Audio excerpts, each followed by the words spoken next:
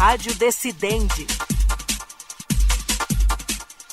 Olá, eu sou o Thiago Gomide e está começando mais um Rádio Decidente, um podcast da Coordenadoria de TV e Rádio do Superior Tribunal de Justiça, realizado em parceria com o Núcleo de Gerenciamento de Precedentes e de Ações Coletivas, o NUGEPNAC. No episódio de hoje nós vamos falar sobre o tema 1273 dos recursos repetitivos, julgado pela primeira sessão do STJ.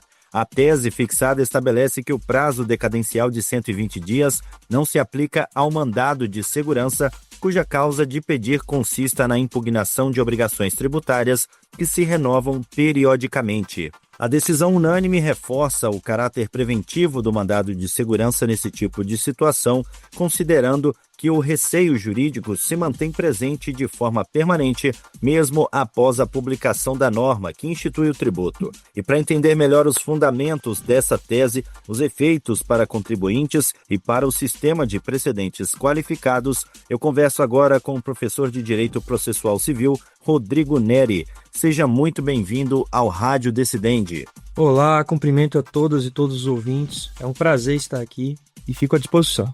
Professor Rodrigo, começa explicando então para quem nos acompanha qual que é o principal ponto discutido aí nesse tema 1273 dos recursos repetitivos do STJ? Vamos lá. Esse tema ele é de grande importância tanto para a advocacia tributária quanto também é do interesse da administração pública. Basicamente, o que ele versa? Ele versa sobre a aplicação do prazo decadencial de 120 dias tradicionalmente estabelecido legislativamente para o mandado de segurança, a possibilidade ou não de aplicação desse prazo às obrigações tributárias sucessivas.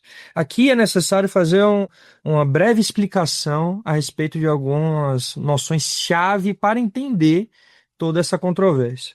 O mandado de segurança é um procedimento especial e ele visa a combater arbitrariedades de maneira efetiva, mais célere, de maneira mais acessível do que, por exemplo, o processo judicial comum, o procedimento comum, conforme a gente fala na doutrina processual.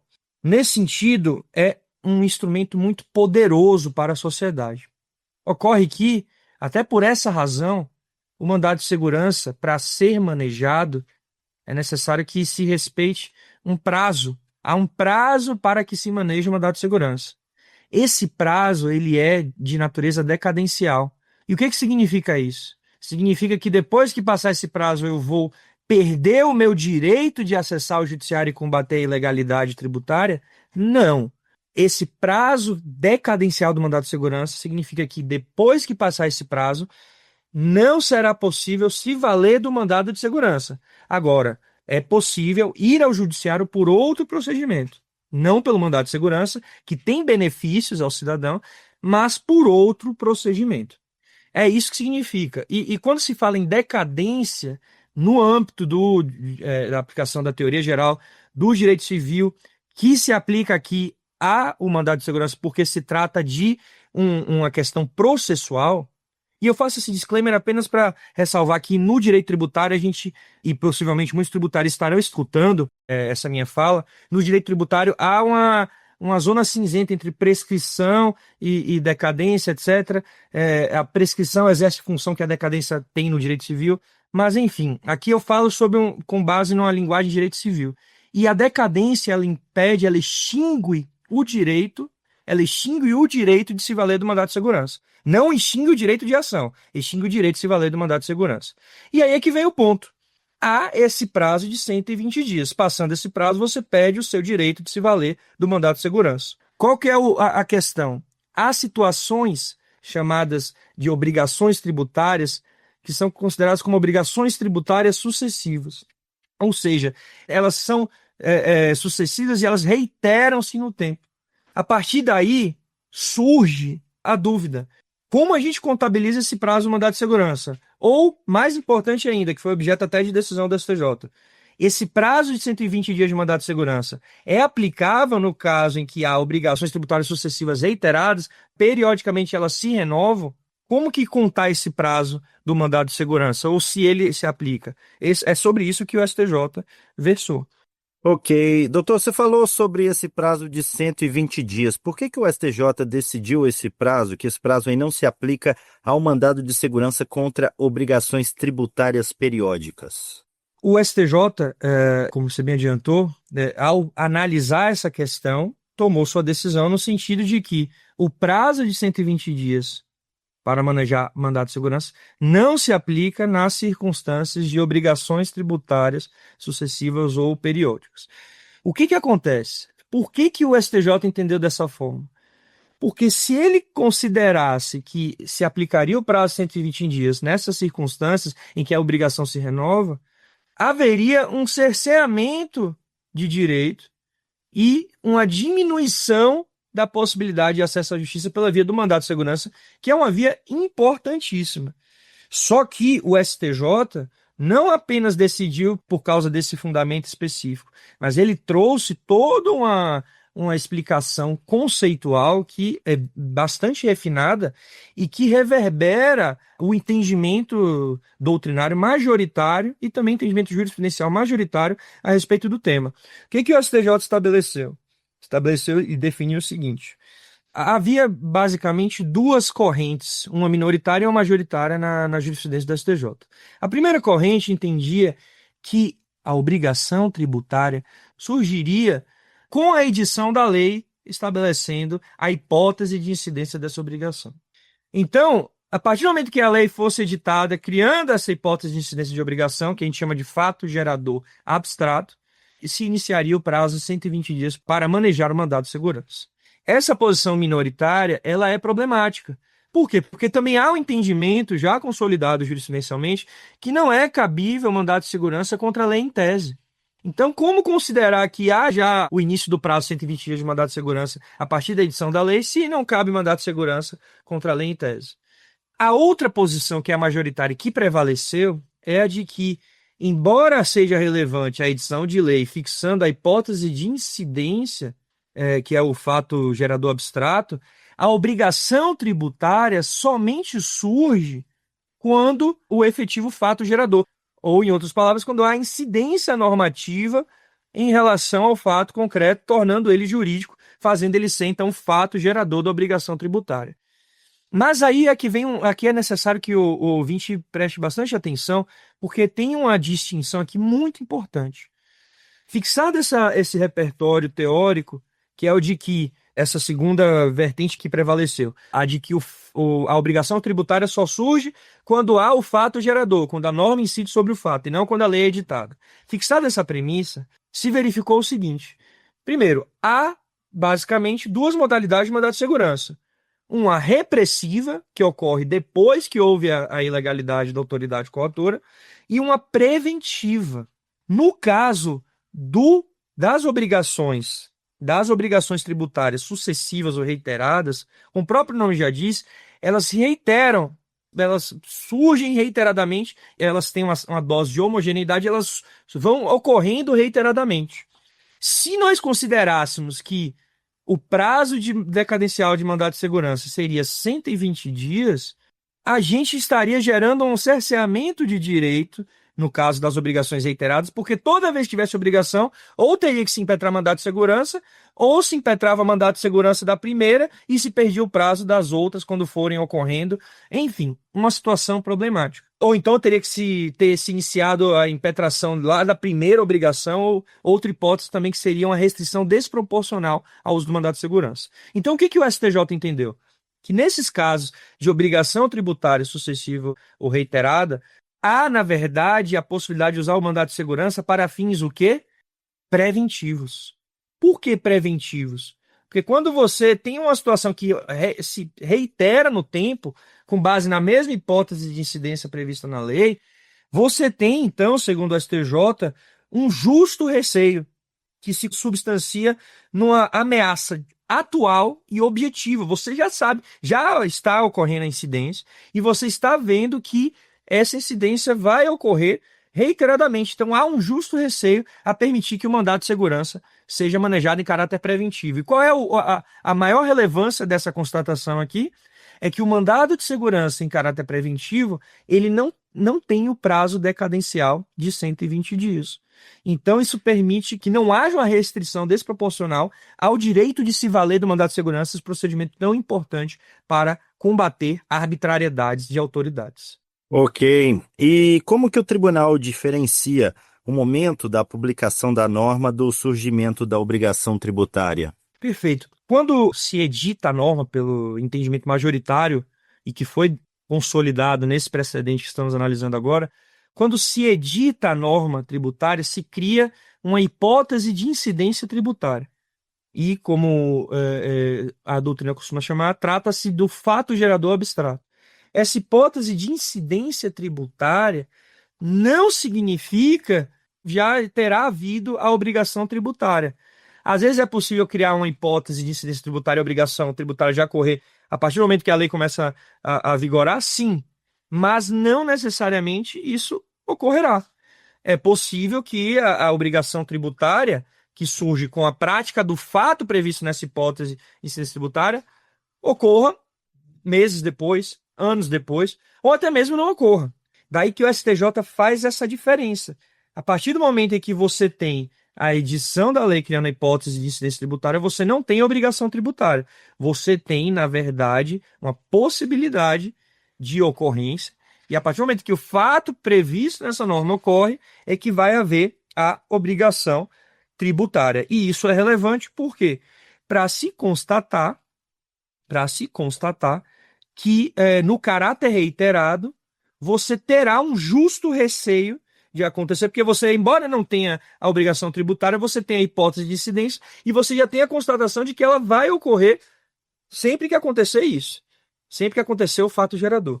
E aí há um ponto também que é muito importante de destacar, que é o seguinte: todo esse raciocínio não se aplica porque se estamos tratando aqui de uma obrigação de trato sucessivo reiterado e que, por ela ser assim, deve ser cabível só mandado de segurança preventivo. Não é isso. Não estamos tratando aqui de uma hipótese em que a obrigação tributária ela está correta. A lógica que se aplica ao mandado de segurança é justamente nos erros quanto à existência ou não de determinada obrigação tributária sucessiva. Então, quando há esses erros, é que nós precisamos conceber a possibilidade de mandado de segurança preventivo. Porque se não houve erro na administração, na cobrança do tributo, na classificação do tributo, etc., não há problema. Mas quando há erro, é que o cidadão precisa de um meio efetivo para combater isso. Portanto, considerar que as obrigações tributárias sucessivas elas ensejam um justo receio capaz de permitir a utilização de mandado de segurança preventivo é um avanço para a sociedade para proteger o cidadão de arbitrariedades, de ilegalidades da administração, que infelizmente ocorre porque a administração pública é formada por humanos e todo humano, não há humano perfeito. Nós temos que reconhecer nossa falibilidade e criar mecanismos para tentar combater. E o que caracteriza uma obrigação tributária periódica e por que ela exige aí um tratamento diferente em termos de prazo decadencial? A obrigação tributária periódica ou sucessiva, ela se consubstancia da seguinte forma: há uma mesma hipótese de incidência, mas essa hipótese de incidência se refere a circunstâncias que se reiteram no tempo, se repetem. Daí que se fala em periódico ou sucessivo. Elas se sucedem em caráter periódico. São várias obrigações em caráter homogêneo que se sucedem no tempo. No caso da forma de proteção, o mandado de segurança preventivo é importante, por quê? Primeiro, muitas vezes o cidadão não percebe as primeiras ilegalidades. E isso não pode ser justificativa para impedir o seu acesso ao judiciário pela via do mandado de segurança. Se nós considerássemos, por exemplo, que a obrigação tributária surge do primeiro fato gerador, que depois vai se repetindo, isso vai gerar uma situação desproporcional de acesso à justiça em relação pela via do mandado de segurança. Por isso que o STJ entendeu o seguinte: olha, nós temos uma hipótese prevista em lei de obrigação tributária que pode ocorrer. Já se constata que ela vai ocorrer periodicamente. Então, nesse caso, você pode se valer sem a necessidade de manejar, de cumprir o prazo previsto no artigo 23 da Lei do Mandado de Segurança, você já vai poder se valer do mandado de segurança em caráter preventivo, ou seja, sem ter que cumprir esse prazo, pode ser mais de 120 dias depois do primeiro fato gerador, porque essa obrigação vai sempre se renovando, e a prática demonstra que é muito comum não se perceber essas ilegalidades dentro do prazo de 120 dias do primeiro fato gerador. É muito comum. E seria injusto. Um prazo de 120 dias nesse contexto é curto demais. Então, por isso que o STJ entendeu que, nesse caso, não há prazo. O mandado de segurança terá natureza preventiva, porque há um justo receio de que vai se continuar cobrando, porque ela é periódica, sucessiva, e por isso se permite a defesa do cidadão por meio do mandado de segurança preventivo. E como que essa decisão ela reforça esse caráter preventivo do mandado de segurança? Ela reforça justamente pelo reconhecimento, primeiro, de que essa circunstância gera um justo receio, que é o pressuposto para a utilização do mandado de segurança preventiva. Quais são os elementos que caracterizam o justo receio, segundo a doutrina contemporânea? Primeiro, é uma ameaça atual, e a obrigação tributária periódica sucessiva ela se consubstancia quando ela é cobrada de maneira indevida. Um erro quanto à obrigação periódica sucessiva é um erro que gera uma ameaça atual, que vai continuar cobrando, e ao mesmo tempo objetivo. Você sabe, você tem como verificar claramente das circunstâncias, está tendo uma interpretação da administração equivocada, está tendo um erro, e da leitura normativa a esse erro. Então, esses dois elementos estão presentes, e isso, a meu ver, considerando o curto prazo de 120 dias, que, quando aplicado nesse caso, gera uma deturpação, uma distorção do direito ao acesso à justiça, há um cerceamento do direito ao uso do mandado de segurança, realmente houve um reforço ao caráter preventivo do mandado de segurança, num contexto em que essa via preventiva se demonstra essencial para evitar lesões a direitos. Geralmente, se descobre que há alguma ilegalidade, às vezes anos depois, às vezes mais de 120 dias depois, passados 120 dias, teria que impetrar mandado de segurança, ou então a partir do primeiro fato gerador é que deveria se impetrar mandado de segurança, haveria uma distorção, um cerceamento do direito de acesso à justiça pela via célere do mandado de segurança. Doutor Rodrigo, e quais eram as posições divergentes aí sobre esse tema antes dessa uniformização pelo STJ? No STJ havia basicamente duas correntes principais, uma minoritária e uma majoritária. A corrente minoritária entendia que a obrigação tributária surgiria a partir da edição da norma prevendo a hipótese de incidência tributária. Com isso, se entenderia que o prazo de 120 dias ocorreria da constituição dessa obrigação. E isso, então, gerava, embora seja minoritário, mas gerava uma possibilidade limitada do uso do mandado de segurança, inclusive nessas hipóteses de obrigações tributárias periódicas ou sucessivas. A outra corrente, a corrente majoritária, que foi a que prevaleceu nesse julgamento do STJ, é a de que a obrigação tributária só se constitui somente com a ocorrência do fato previsto nessa lei, hipótese fática prevista nessa lei, é que se fala em obrigação. E a partir daí se estabelece o raciocínio para se considerar que, nesses casos, melhor se entender que quando há obrigações tributárias sendo constituídas sucessivamente em caráter reiterado, para evitar que haja uma desvalorização do mandado de segurança em razão de uma restrição do seu uso, é necessário que se considere que o mandado de segurança terá a função preventiva para justamente impedir que haja mais ilegalidades reiteradas em razão de entendimento equivocado atinente à obrigação tributária sucessiva. E quais são os efeitos práticos dessa decisão? Que efeitos práticos essa decisão gera aí para contribuintes que desejam questionar tributos periódicos? No cenário da sociedade, dos contribuintes que litigam contra a administração pública, essa decisão ela gera um grande benefício porque permite um amplo acesso à justiça nessas circunstâncias. Teria mais efeitos práticos, só que infelizmente negativos, se o STJ tivesse decidido de outra forma.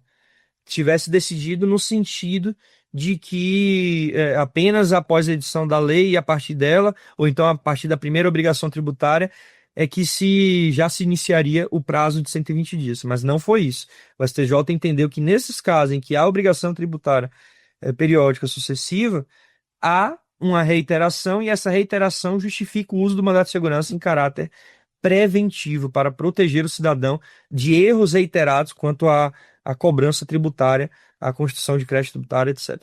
Então, isso é muito importante porque consolida, jurisprudencialmente já havia entendimento seguindo essa linha, mas agora o STJ ratifica a doutrina majoritária, o entendimento majoritário, consolidando um direito amplo do uso de mandado de segurança, inclusive pela via preventiva, para combater ilegalidades. Para a administração pública, há uma necessidade de ter cautela, além de ter que ajustar suas defesas para evitar esse tipo de defesa com base nessa doutrina minoritária que foi rejeitada pelo STJ, agora em caráter de precedente vinculante. A administração também tem que se atentar agora a uma tentativa de evitar equívocos em caráter preventivo. Evitar equívocos no momento em que se faz a cobrança, se reconhece como devido determinado tributo, porque a via do acesso à justiça para combater essas ilegalidades está reforçada agora pelo STJ com base nesse novo precedente por ele editado. E como que essa tese ela afeta o planejamento jurídico da Fazenda Pública e da advocacia tributária? É exatamente nesse sentido. A administração deve ter essa cautela, não somente no âmbito das suas defesas, e aí envolve a advocacia pública tributária, no sentido de não trazer novamente essa defesa, considerando que há precedente fixando esse entendimento e eventual defesa contrária a precedente, em algumas circunstâncias excepcionais, mas relevantes, pode acarretar até a sanção ao litigante que persiste numa pretensão contrária a precedente. Da mesma forma, a administração, tanto na sua defesa tributária quanto em caráter preventivo, deve se atentar a evitar que em situações jurídicas tributárias sucessivas, periódicas, haja equívocos. O ideal é ter uma cautela, analisar esse tipo de relação, entender a sensibilidade para impedir que ilícitos ocorram e evitar que o cidadão tenha que se deslocar para o judiciário para combater. Que agora a via de acesso ao judiciário teve a sua amplitude, uma importante amplitude de acesso confirmada pelo STJ. Essa tese ela pode ser aplicada a tributos de qualquer esfera, doutor Rodrigo, como federal, estadual e municipal? Sim, todo e qualquer tipo de tributo que se configure como que tenha relação com a noção de obrigação tributária periódica sucessiva é abarcado por essa tese. Então, toda a administração pública, seja municipal, estadual, federal, deve se atentar a esse precedente, especialmente a advocacia pública, até para atuar em caráter preventivo, seja por meio de pareceres para a administração, recomendando cautela nesse tipo de situação. O relator mencionou a possibilidade de o STJ rever a desistência do mandado de segurança como estratégia processual. Qual que é a relevância dessa observação? Essa relevância é evidente pelo fato de que é muito comum na prática tributária o uso do mandado de segurança para, abre aspas, testar, fecha aspas, teses jurídicas. O mandado de segurança é tão benéfico ao cidadão que nele não há o risco de você ser condenado em sucumbência. Esse é o entendimento majoritário, essa é a regra, né? Pode-se pensar até eventualmente em circunstâncias específicas, mas essa ausência de risco de ser condenado em sucumbência permite que o cidadão e até mesmo grupos econômicos testem teses tributárias por meio desse procedimento. Como assim? Se valem do mandado de segurança para ver como é que será o entendimento de um determinado julgador, de um determinado juiz jurisdicional. E aí é que vem o ponto. Há toda uma consolidação jurisprudencial e doutrinária da possibilidade de desistência do mandado de segurança de maneira ampla. Então, a partir do momento que a pessoa tem uma decisão, até mesmo depois da decisão, é possível, segundo julgados recentes, desistir do mandado de segurança, mesmo depois de ter uma decisão desfavorável, algo que num procedimento comum não é possível. A partir do momento que você tem uma decisão desfavorável, na verdade, a partir do momento em que no procedimento comum você já tem a citação do réu, já há restrições à desistência. Primeiro, que precisa de autorização. Segundo, que passada a fase de saneamento, então essa restrição aumenta ao ponto de se impedir a desistência. Salvo se houver, pelo menos a modificação você não pode fazer, mas você só pode desistir com a autorização do réu. E mesmo assim, depois da sentença, aí só não se fala nem mais em desistência, se fala em acordo posterior à sentença. No mandado de segurança, há entendimentos jurisprudenciais no sentido de que é possível, sim, a desistência depois de uma decisão desfavorável. E como se desistência fosse mesmo. E isso é muito relevante em termos de acesso à justiça, sim, mas isso propicia, de fato, a possibilidade do uso de mandado de segurança para testar teses tributárias. E o que isso tem a ver com esse tema? É que como o STJ, a partir do momento, por meio do precedente aqui analisado, consolidou um acesso amplo ao acesso pela via do mandado de segurança ao Poder Judiciário para combater ilegalidades tributárias, naturalmente é possível se pensar que haverá um uso dessa peça como instrumento para testar teses ante a baixa presença de ônus na sua utilização. O risco de não receber uma sucumbência, inclusive, é um deles. Não está presente. Nesse sentido, essa observação do ministro é de bom tom e pertinente para justamente evitar que essa peça seja utilizada para testar teses tributárias. Não é essa a finalidade do mandado de segurança.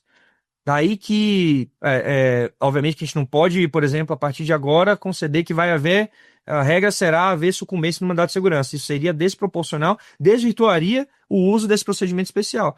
Mas é possível, sim, se pensar nessa questão da desistência. Porque a partir do momento que você tem uma desistência amplíssima, você tem uma situação que gera uma desproporção agora em relação à própria administração que figura no polo passivo do mandado de segurança. O cidadão tem o direito de acessar a justiça? Tem. Mas esse acesso à justiça não pode ser também um acesso irrestrito a gerar situações que tradicionalmente são incomuns. Desistir sem ônus nenhum depois de uma sentença desfavorável não faz sentido. Ao menos pela ótica que eu trago aqui para vocês, uma ótica contemporânea, à luz da necessidade de se compreender que nenhum direito é absoluto. Todo direito é naturalmente limitado e no caso do direito ao acesso à justiça, embora ele tenha um escopo amplo, ainda assim há limitações. Essa questão da desistência deve ser uma delas, a meu ver. E para a gente fechar essa nossa conversa, doutor Rodrigo, de que forma esse precedente contribui para a segurança jurídica e para a previsibilidade no contencioso tributário? Esse precedente é muito importante para fins de segurança jurídica porque ele consolida uma interpretação que muitas vezes é objeto de discussão em processos judiciais ao longo do país. Muitas vezes há uma defesa do polo passivo do mandado de segurança afirmando que teria se perdido o prazo decadencial, porque esse prazo decadencial iniciaria a partir de um determinado marco dentro da obrigação tributária sucessiva ou periódica. O STJ, ao dizer que no caso de obrigações tributárias sucessivas ou periódicas, esse prazo não se aplica porque se trata de mandado de segurança preventivo, ele gera uma maior segurança jurídica e previsibilidade para o cidadão que poderá se planejar e buscar combater a ilegalidade tributária nessas circunstâncias de obrigações tributárias sucessivas e periódicas e, ao mesmo tempo, evitará uma discussão, o prolongamento dessa discussão nos processos judiciais existentes e que serão manejados ainda, porque com essa consolidação não fará sentido a administração trazer essa alegação, essa defesa contrária a esse precedente. Se trouxer, inclusive, há mecanismos que se aplicam tanto à administração quanto aos entes privados que geram sanções e isso serve de estímulo para a administração pública não utilizar esse tipo de defesa em processos judiciais. Então, gera segurança jurídica num caráter preventivo para permitir que o cidadão vá com segurança para o judiciário, defender os seus direitos e, ao mesmo tempo, diminui o rol de debates nesse contexto entre administração e cidadãos no âmbito dos processos judiciais. Ok, doutor Rodrigo Neri, muito obrigado por essa sua participação aqui no Rádio Decidende.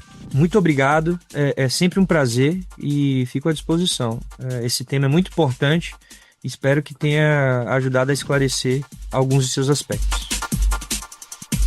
E esse foi mais um Rádio Decidente. E antes de encerrar, lembra você, ouvinte, que este e outros podcasts produzidos pela Coordenadoria de TV e Rádio do Superior Tribunal de Justiça estão disponíveis nas plataformas de stream de áudio de sua preferência.